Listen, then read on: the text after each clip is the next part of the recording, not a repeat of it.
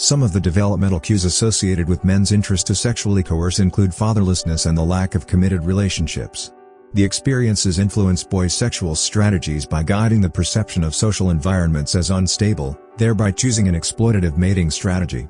Evolutionary psychologists generally assume that humans of a particular group, in this case being gender, have similar psychological processes and developmental mechanisms, but their interactions with the environment are responsible for observable differences.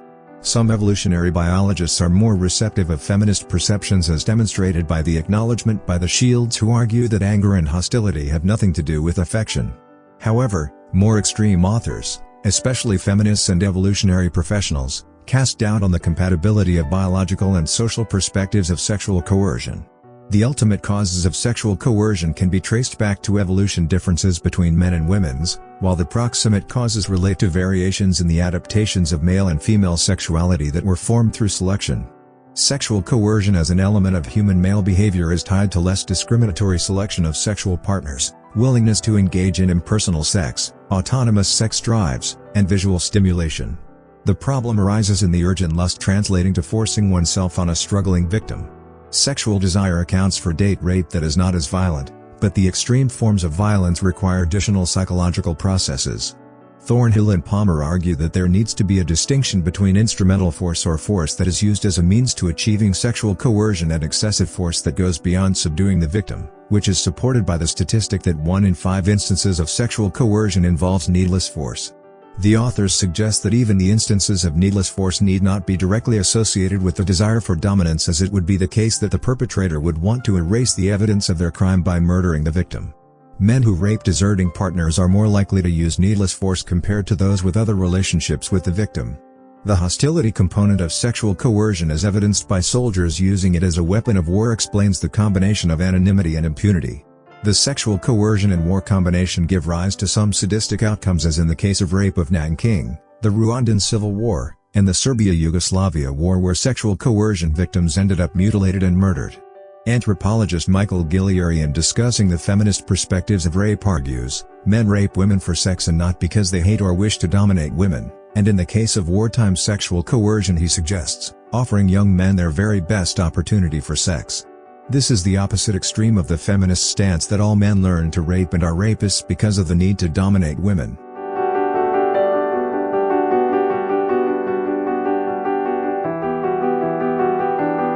This book really caused problems, especially because the authors relentlessly attacked feminism and their social scientific accounts of sexual coercion. Some of the most provocative claims in the book include accepting the evolutionary approach would amount to admitting that their previous approach was not valid. The choice between the social science explanations answers and the evolutionarily informed answers provided in this book is essentially a choice between ideology and knowledge. And in direct contrast to the social science explanation of rape, the clearest implication of evolutionary theory is that the motivation for rape is a result of the differences between male and female sexuality. Feminists and other social scientists, through misrepresentations, misunderstandings, political insinuations, and terms of abuse, labeled the publication extra special, loony, mind-bogglingly sloppy science, rubbish, ludicrous and scientific pornography. Dorothy Einon, a commentator on the publication, deliberately misquoted the book to promote the propaganda by citing, "A man's sole motivation for committing rape is a desire for sexual gratification," while on the noted page was a question, "Isn't it possible for a male's sole motivation for committing a rape to be a desire for sexual gratification?" The hostile reception of the publication by the press made it an ideological touchstone for people who wanted to demonstrate their sympathy for rape victims, thereby dismissing the book as sexist. The authors suggested that understanding sexual coercion requires guidance by the most powerful scientific theory, the theory of evolution by selection. The Darwinian perspective sheds light on why sexual coercion occurs in all known cultures, why rapists and victims are overwhelmingly young, why the experience is horrible for the victim, and why marital rape is a thing. Evolutionary biologists suggest that while sexual coercion has different motivations, the primary one is males' evolved sexuality. Another motivation involves males' greater desire for impersonal sex and promiscuity arising from differences in the evolution of male and female sexuality. On the one hand, if women had been selected to be as sexually free as men, then rape wouldn't occur. On the other hand, if men had been selected to be choosier, then rape would not exist, or the prevalence would have been way less. Thorne and Palmer outline several reasons why they think that social presentation of sexual coercion as a product of the patriarchy and male anger or dominance as opposed to sexual desire is problematic. The first reason is, existing evolutionary knowledge challenges the largely feminist and social scientist presentation of human psychology as primarily being shaped by socialization. The second reason is, arguments allegedly supporting the lack of sexual motivation as the basis of coercion by past skeptical analysis. The third reason is, ethnographic evidence disproves that males need learning to coerce females sexually. The fourth reason is, learning does not account for sexual coercion in other species that are not humans. The fifth reason is, feminist and the social account of sexual coercion rely on the presentation of culture as abstract, an entity that influences a people to act a certain way, with men going through the physiological processes involved in sex minus any lust. Worth pointing out is the fact that it is flawed to argue that all men are united in dominating all women, but that doesn't negate the association between hostility, anger, and the drive for power and control, even though they are largely presented as the tactics for sexual coercion as opposed to the goals. The evolutionary and feminist accounts of sexual coercion are largely based on power and sexuality. The evolutionary theory, however, moves a step further in trying to explain the power dynamic between men and women by tying it to female sexuality or the gender differences in parental investments. The less investing sex, male, is more interested in quantity and novelty, while the more investing sex, female, is more interested in quality. The resultant conflict of interest then gives rise to sexual coercion. Some of the most common sexual coercion tactics by males from other species include killing infants parented by other males to hasten the return to the estrus, breaking resistance by physically attacking females, violently forcing females into copulation, and preventing females from mating with other males. Females' counter-strategies include banding together against males, grouping up with protected males, and inducing abortion. Females forming protective coalitions with males to repel coercion and violence casts doubts on feminist presentation of sexual coercion as males collectively wanting to exercise power over females. Some authors associate extreme control of female sexuality by males with reduced number of female allies because of patrilocal residence, increased alliance formation among men, increased resource control by males, increased hierarchy formation among men, female complicity, and gender ideologies. The point being, in primates and mammals, male sexual psychology has evolved to increase female accessibility, and the coercion effect is part of the evolution. The broadness of male sexual coercion points towards selection pressures arising from increased female parental investment. The effect of selection pressures on the male mindset results in a wider evolutionary hypothesis about human sexual coercion, with the ultimate goal in both humans and non-humans being gaining control over female sexuality and reproduction. The male desire for control arises from an evolved need to ensure paternity and subsequent reproductive success, with the primary tactic being the use of force. The motivation for males to sexually coerce females predates the existence of the human species, but there are variations in how different professionals interpret the evolutionary account of sexual coercion. On the one hand, sexual coercion as an adaptation and as a byproduct puts forward the proximate cause that male sexual psychological adaptations interact with the environment or stimuli to explain why males coerce. On the other hand, the evolution of the male drive to control females explain coercion. This element of control is where feminists start and basically end their discussions on sexual coercion, and all the rest is actively blocked out with relevant strategies including misinterpretation and name-calling or labeling.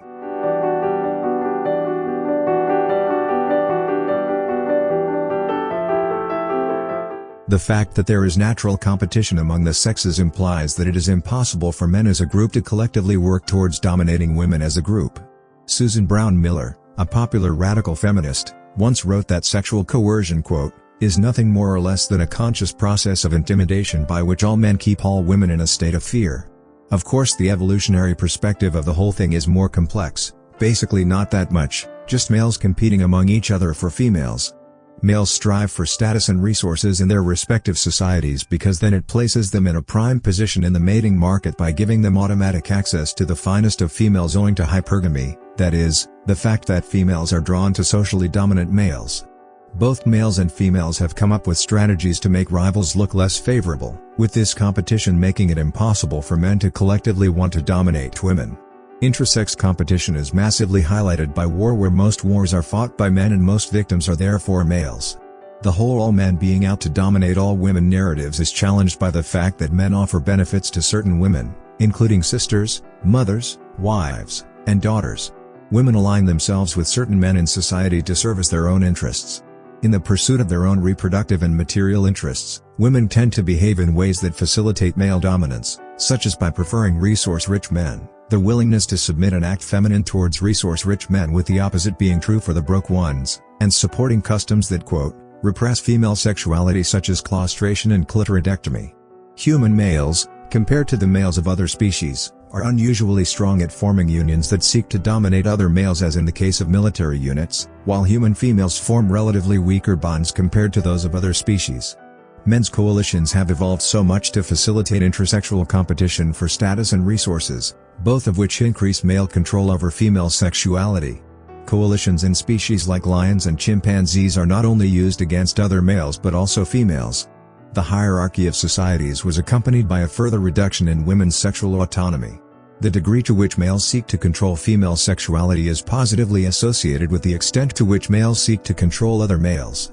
In societies considered to be egalitarian, men do intervene when women are oppressed, but rarely does the opposite happen if it happens at all. The more a select group of men can obtain power at the expense of other men, the more the powerful men can monopolize control over female sexuality. This phenomenon makes it difficult for the other non-powerful men to intervene since they cannot offer women that many material benefits because of the constrained nature of female behavior. Gender ideologies supporting male over female dominance, famously referred to as the patriarchy, seem to be among the first to ever been invented. Of course, the whole male over female dominance predates the existence of our species.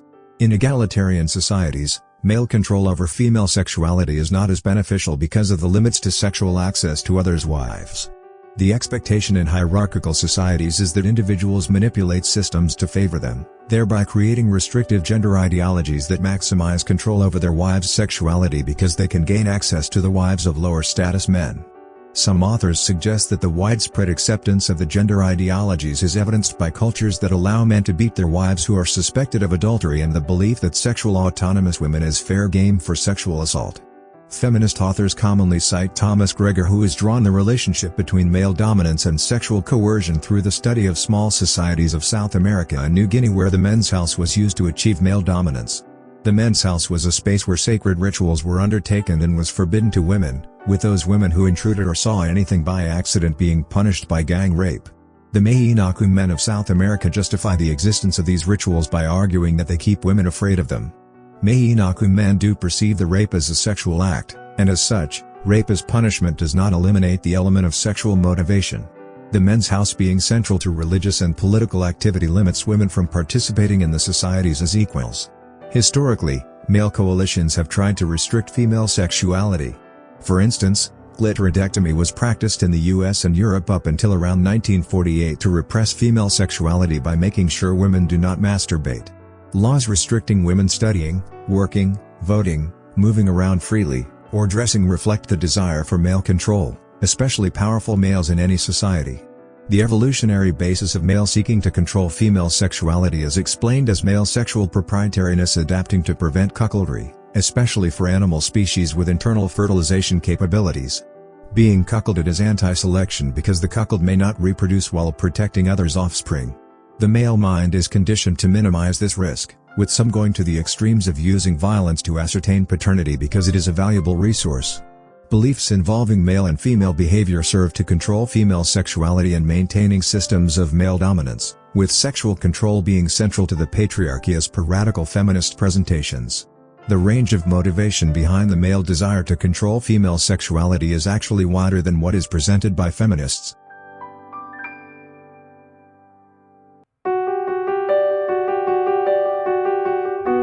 The evolutionary account of the role of anger and hostility in sexual coercion is largely ignored.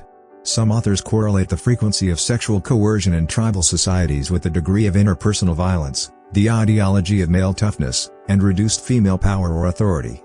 Sexual coercion is often associated with low status of women, constraints on female sexuality, gender antagonism, warfare, and male fraternal interest groups.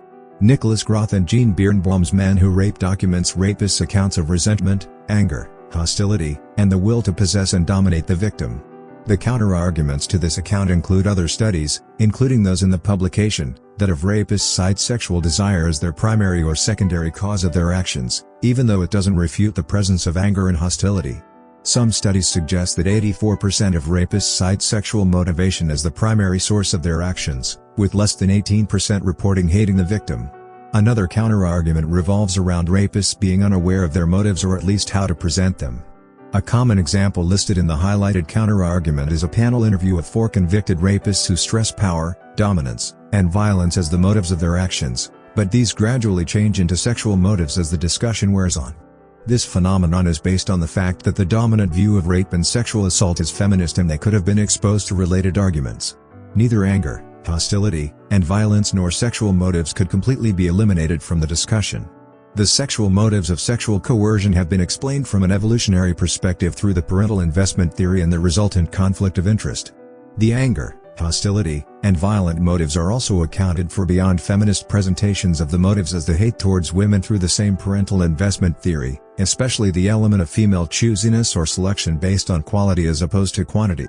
Some authors note that based on interviews with rapists, their anger is partly sexual and aimed at women because they provoke ungratifiable sexual desire.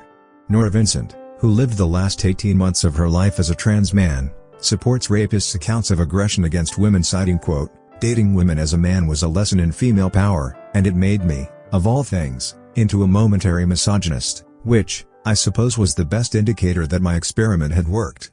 I saw my own sex from the other side, and I disliked women irrationally for a while because of it.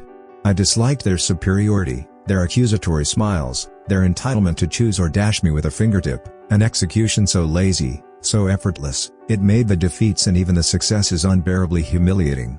Typical male power feels by comparison like a blunt instrument, its salvos and field strategies laughably remedial next to the damage a woman can do with a single cutting word, no. In the sex clubs I visited and in the dating I did, I inhabited an outlook imposed on me from the outside by culture, by other women and other men, and I glimpsed this deeply disturbing connection between violence and sex and women and self-worth, the hallmarks of male powerlessness, the helpless, worshipful lust and the murderous ire that may come from the same lack. The same lackey status that can turn on an instant. Want me, it all seems to say. Love me. Desire me. Choose me. I need you. You ignore me. You disdain me. You destroy me. I hate you. From Nora Vincent's lived experiences, she committed suicide after 18 months of living as a man. By the way, it is safe to conclude that based on the evolutionary account of sexual coercion, neither men nor women understand each other. Women don't understand men's sexual assertiveness and aggression, while men don't understand women's sexual choosiness and selectively choosing to withhold sex. Recurrent episodes of anger in the sexes, especially around the critical phases of development, results in fixed hatred for the opposite sex. The confluence model of sexual aggression proposes the interaction between the impersonal sex and hostile masculinity pathways as the source of sexual aggression. The masculinity component combines the male hostile orientation with the gratification from controlling women. Both paths are linked back to hostile home environments while pointing out that the paths cannot lead to sexual coercion independently. The model combines the evolutionary perspective of sexual coercion as being based on sexuality and the feminist approach that emphasizes gender attitudes towards both men and women, as well as the motives of dominance. The relationship between hostility and sexuality is explained as perceptions of rejection being hurtful and an early source of male hostility.